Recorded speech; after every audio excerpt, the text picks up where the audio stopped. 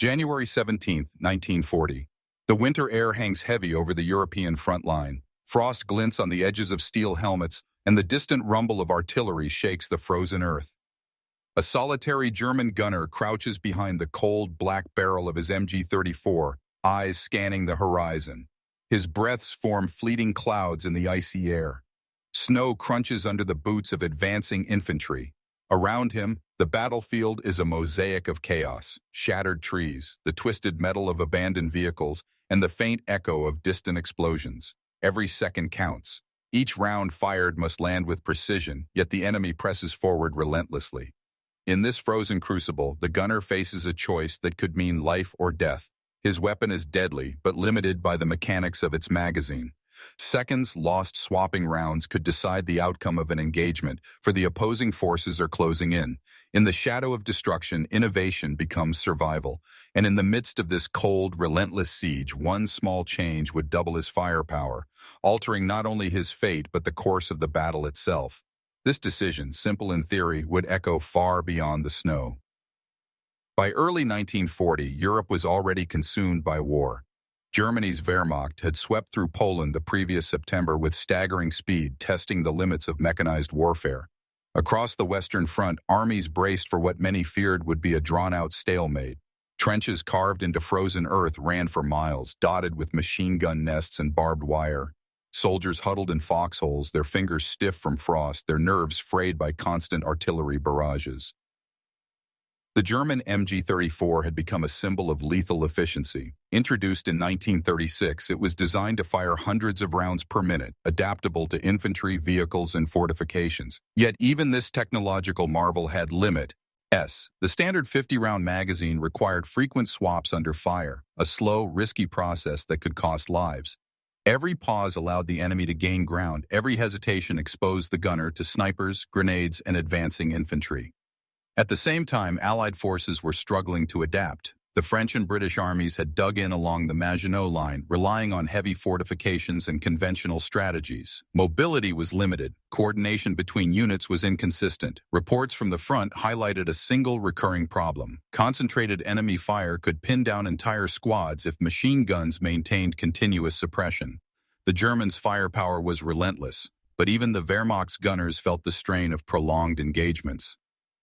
In this environment, small innovations could have outsized effects. A minor mechanical adjustment or a tactical insight could change the flow of battle. And for one gunner, stationed on the cold, snow-covered fields of northern France, the challenge was immediate: how to maintain unbroken fire under the harshest conditions, with the enemy pressing closer with every heartbeat. His answer would come not from new orders or superior numbers, but from observing the limitations of his own weapon and imagining a way to circumvent them entirely. The gunner's position was perilous. His MG-34 sat mounted on a bipod, its barrel already warm from sustained fire. Around him, the frozen ground bore the scars of earlier clashes, shell craters, discarded ammunition, and the occasional eerie silence that followed a sudden barrage. Communication with nearby units was sporadic. Runners risked frostbite and sniper fire to carry messages. Radios were rare and unreliable. Survival depended on quick thinking as much as training. Logistics played a quiet but critical role. Ammunition supply was finite, and magazine changes were not just a matter of mechanics, they were moments of vulnerability. Each magazine held only 50 rounds. At full automatic, the MG-34 could empty its load in seconds. Soldiers had practiced the swap countless times in drills, but drills could not replicate the chaos of actual combat: the recoil, the smoke, the sound of screaming shells, and the cries of wounded comrades. Elsewhere along the front, commanders debated strategy. Some advocated holding positions at all costs. Others pushed for aggressive offensives to keep the enemy off balance. Yet all depended on the same principle: sustained fire could decide the battlefield. Machine gunners were the linchpins of these tactics. Their ability to lay down continuous suppression allowed infantry to maneuver, tanks to advance, and artillery to strike with precision. Failures were costly. It was within this crucible that necessity birthed invention. Observing the pauses required to swap magazines, the gunner envisioned a method to maintain unbroken fire. He imagined a sequence that minimized downtime, reduced exposure, and maximized lethal output. What began as a personal solution to immediate survival would soon reveal a broader tactical potential, a small adjustment with the power to influence the engagement around him, and ultimately, the approach of his unis. It toward mechanized warfare itself. This innovation, seemingly modest, would ripple outward. It was a reminder that war was not just about numbers and orders, but about the ingenuity of individuals under pressure, where a single spark of adaptation could double the firepower of a lone soldier and alter the pace of a siege. The human angle begins with the gunner himself. Cold, fatigued, and under constant threat, he was an ordinary soldier facing extraordinary circumstances. Every heartbeat felt measured against the distance of the enemy line. His hands, raw from friction against the weapon in the icy wind, held the MG-34 as if it were an extension of his own body. Fear and instinct intertwined. Moments of clarity came only between bursts of fire. In that tension, innovation took root. Survival demanded adaptation, and adaptation demanded creativity. The magazine swap, though mechanical in nature, was first and foremost a human solution, a way to protect life while maintaining offensive pressure. From a tactical perspective, this small innovation had oversized consequences. The ability to sustain fire without interruption meant that advancing enemy squads could be pinned for longer periods, allowing friendly infantry to maneuver with greater security. Suppression became more than a tactic. It became a force multiplier. Platoons could rely on a single machine gun to cover multiple sectors, coordinating movement with precision that previously required multiple weapons. Commanders quickly recognized the value. A single gunner armed with this method could influence the rhythm of the battlefield, slowing enemy advances and buying time for counterattacks. Technologically, the MG-34 itself was central to the story. Lightweight, versatile, and finely engineered, it was designed for rapid fire but limited by its magazine system. The innovation did not modify the gun itself but worked within its design. By staggering magazines and preparing replacements in a continuous sequence, the gunner bypassed the pause that traditionally dictated the weapon's rate of fire. It was an elegant solution. No extra parts, no new manufacturing, just careful observation and clever sequencing. This demonstrated a deeper truth of wartime technology, that often the greatest advantages came not from new inventions, but from smarter use of existing tools. Leadership and command also played a role. Officers recognized that soldiers capable of such ingenuity could shift the momentum of an engagement. Encouraging initiative became essential. Orders alone could not replicate the immediacy of on-the-spot problem-solving. The gunner's solution highlighted the importance of empowering individuals, trusting their judgment, and adapting strategy around those willing to take calculated risks. The enemy angle adds another layer. Opposing forces faced a relentless, continuous hail of bullets. Infantry learned quickly that gaps in suppression could be deadly, but with the magazine swap innovation, those gaps disappeared. German fire became less predictable, harder to exploit.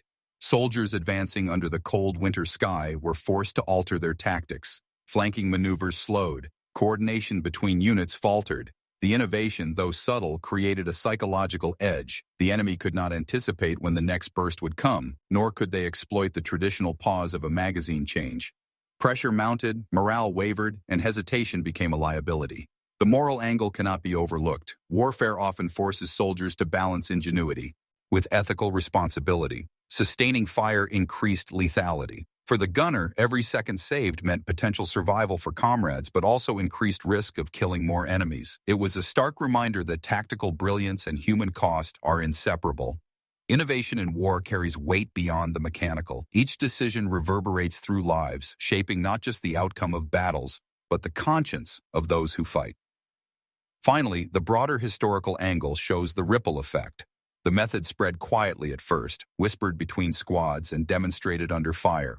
Reports noted an increased rate of fire in certain units, though the exact cause was not immediately documented in official manuals. Over time, battlefield observers recognized the pattern. Simple, practical adjustments by individual soldiers could yield measurable advantages.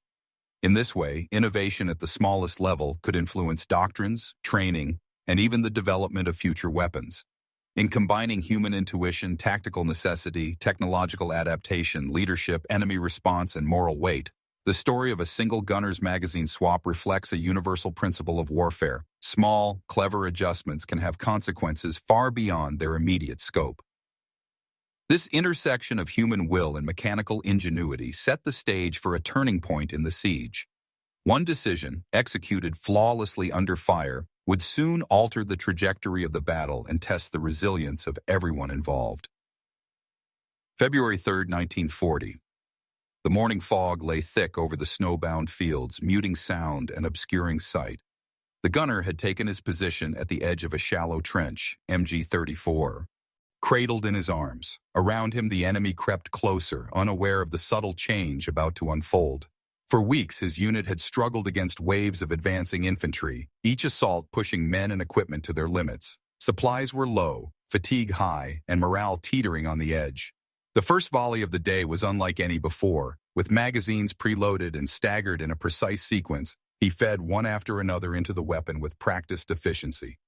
There was no pause. Bullets shredded the air in a seamless, continuous stream. Enemy soldiers faltered under the unbroken suppression, their formations breaking apart in the cold winter light. The field seemed suspended in a cruel, measured rhythm. Fire, recoil, reload, fire again, the gunner's heart dictating the tempo. Nearby commanders recognized the effect instantly. Infantry could advance behind the curtain of fire, taking positions previously deemed too exposed. Counter-barrages coordinated with artillery strikes exploited gaps in enemy defenses that only this sustained rate of fire could create. The gunner's innovation was no longer theoretical, it was decisive. Reports would later note the astonishment of both German and opposing officers. A single machine gun, wielded with extraordinary precision, had slowed enemy advances and bought critical hours for the entire unit. The human element remained central. Cold, tense, and exhausted, the gunner relied on instincts honed through countless drills and desperate observations. Each magazine swap was a test of nerve, each burst a gamble. Surrounding him, comrades witnessed a transformation in the battle's tempo. What had been a cautious, halting advance became a controlled, calculated engagement. The gunner's ingenuity had shifted the balance, proving that even the smallest adjustments executed under extreme conditions could reshape the battlefield. By midday, the battlefield had become a theater of precise chaos. Enemy troops, previously confident in their approach, now hesitated under relentless fire. The continuous rate of bullets created the illusion of multiple gunners when in fact it was a single soldier orchestrating the sequence. His magazines rotated seamlessly, each one ready before the last emptied. Smoke curled in thin ribbons above the trench, mingling with the mist, masking the gunner's position and amplifying the confusion. Commanders on both sides quickly adjusted tactics. Allied officers noticed the slowing advance and attempted flanking maneuvers, only to meet the same uninterrupted barrage. The gunner's position became a focal point of engagement, a keystone in the broader strategy.